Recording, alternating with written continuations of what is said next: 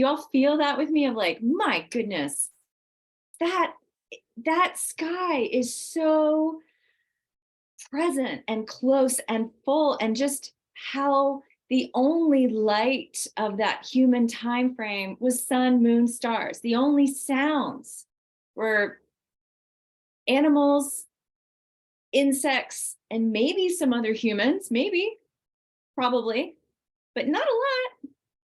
So just the relationship, because I'm like, a part of me is like, is this real? You know, this information I'm getting of like, there weren't a lot of humans like there are now, right? So our relationship in terms of population was to the sky. The population was so present and reflected to us. Yeah, Linz, the visibility, right? So like, I feel like, of course they tracked it. Of course it was easy to see the constellations and to know the movement and how to chart through time, the night sky, and to see the cyclical experience of the moon and to find comfort and constancy in that. And to know that there were 13 moon cycles throughout a whole year, because they were also watching the plants and the seasonal of like, what does this year look like? So the original calendar was lunar. It was lunar calendar. It was 13 moons. Anybody else want to raise their hand or just be like, me too? With like, wow, this sky was so evident and so present.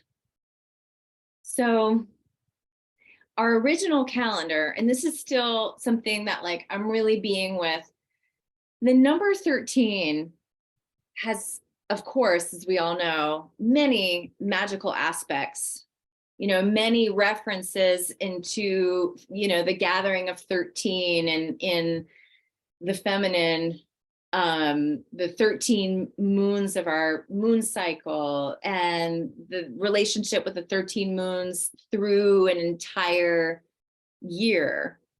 13 is the number of transformation. 13 is what turns a circle into a spiral. And 13 is indivisible. It's undivided.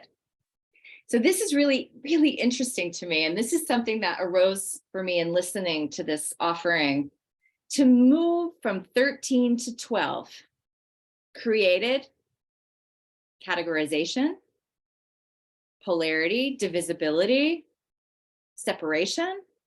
12 is also a sacred number. I'm not saying that. But if the ancient texts of the 12 are closer to now, that's, you know, a 3,000-year-old reference versus a 30,000-year-old reference. You follow? So I wrote this piece, this thing the other day. I wanted to share.